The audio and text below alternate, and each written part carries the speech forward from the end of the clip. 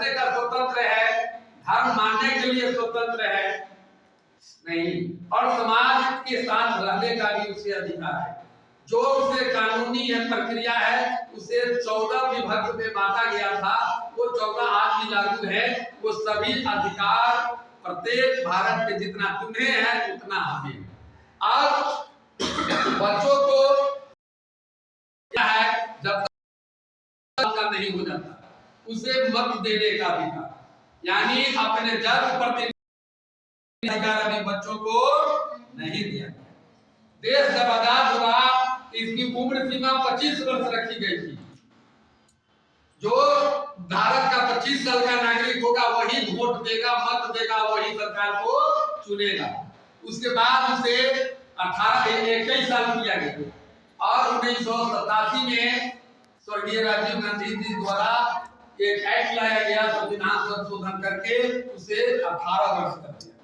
यानी वो भारत का बच्चा, वो नागरिक जो छात्र है और 18 वर्ष उसकी उम्र हो जाती है, लीगल रूप से वो मताधिकार आ सकता है और उस लोकतांत्रिक प्रक्रिया के नेतृत्व हो जाता है।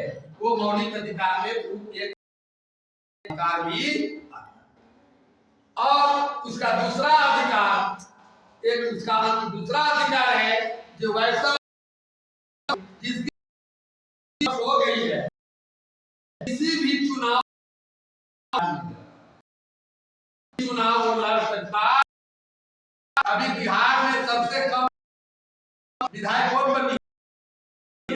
अभी सबसे कम उम्र की विधायक कौन बनी है? हाँ, मैथिली ठाकुर की उम्र 3 माह था जिस दिन वो नॉमिनेशन की। उसकी उम्र 25 वर्ष नहीं होता तो उसे टिकट नहीं मिलता, उसे लड़ने का अधिकार नहीं मिलता।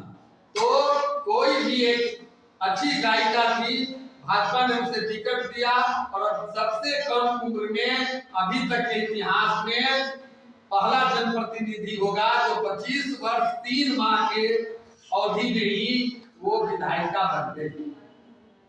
अभी भारतीय इतिहास में कितनी कम उम्र में कोई सांसद विधायक नहीं बना, विधायक कोई नहीं बना। 26 साल 27 साल, लेकिन 25 साल 3 महीना का रिकॉर्ड।